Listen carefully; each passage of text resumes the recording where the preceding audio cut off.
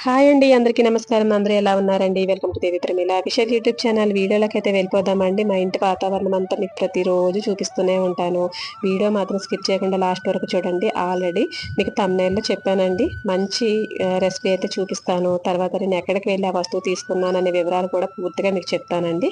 ఇక రోజు చేసుకునే నిత్య పూజ, ఈ వాతావరణం, తులసి కోట అన్నీ కూడా నాకైతే మళ్ళీ కొత్త ఇంటికి వెళ్ళిన తర్వాత అక్కడంతా అపార్ట్మెంట్ కదండీ! అపార్ట్మెంట్‌లో మనం చేసుకోవడానికి వీలుండదు.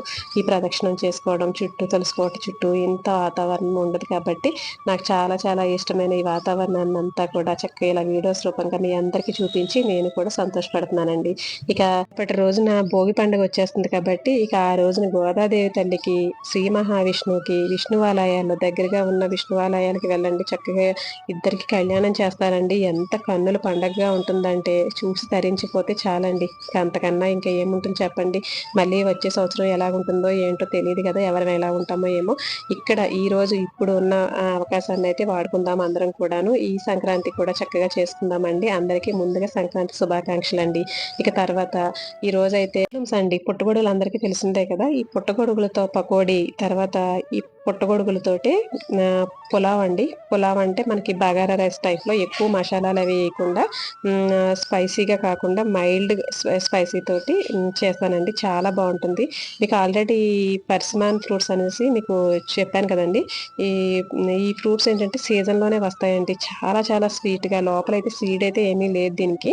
ఇక ఒక్కొక్కటి వచ్చి ₹60 పడుతుందండి. దీని కాస్ట్ అయితే. సీజన్‌లోనే వస్తాయి. చాలా చాలా మంచిదంటండి.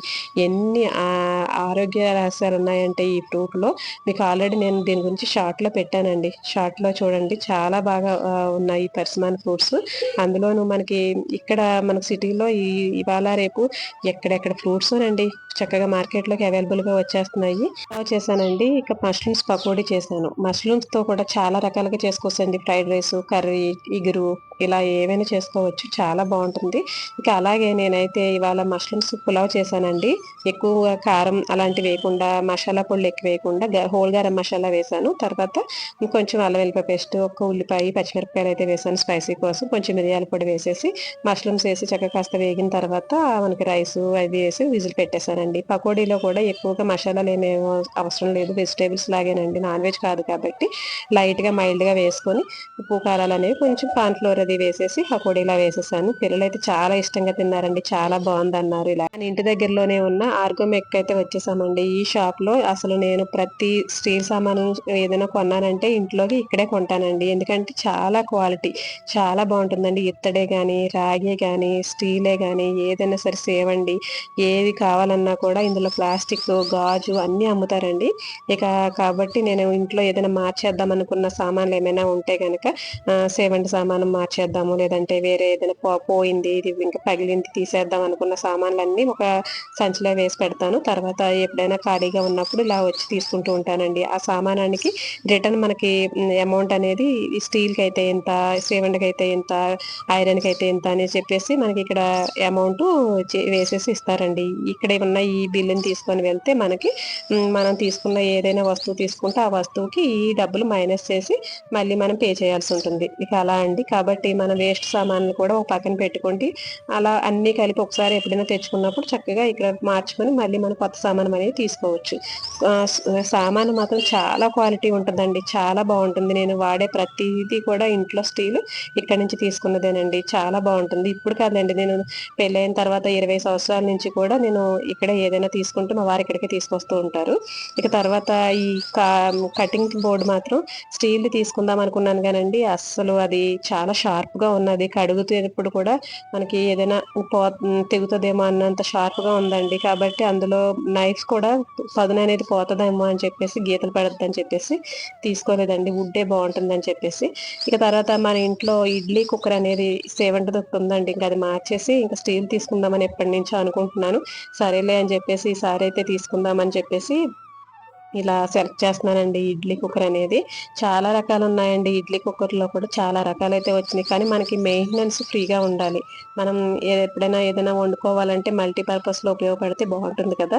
ఇక అన్ని సామాన్లు కిచెన్లో పెట్టుకున్నా కూడా కష్టం కాబట్టి ఒక్కొక్క దానికి ఒక్కొక్కటి అనకుండా ఒక దాంట్లో ఒక 4-5 రకాలు చేసుకునేటట్టు పెట్టుకుంటే ఆ వస్తువు వాడిన తర్వాత మళ్ళీ మనకు కావాలంటే మళ్ళీ రిటర్న్ ఇంకొక వస్తువుని అది ఇచ్చేసి మళ్ళీ మనకు కావాల్సిన వస్తువు తీసుకోవచ్చు. అలా కొంచెం ఆలోచిస్తే కనుక మనకి ఇంట్లో అన్ని కిచెన్లో అన్ని సామాన్లు అయితే ఉండవని నేనైతే అనుకుంటానండి.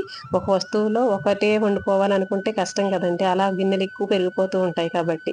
ఇక ఇలా అండి, ఇక ఇక్కడ వచ్చేసరికి మనం ఎవరికైనా గిఫ్ట్ ఇవ్వాలన్నా హోల్సేల్గా కూడా ఇస్తారండి. ఇదంతా హోల్సేలే అనుకోవచ్చు. మార్కెట్లో ఉన్న ప్రైస్కి ఈ ప్రైస్ కొంచెం తక్కువే అనుకోవచ్చు అండి. ఎందుకంటే బయట అయితే చాలా కాస్ట్ ఉంటున్నాయి చిన్న చిన్న స్టీల్ సామాన్ షాపుల్లో.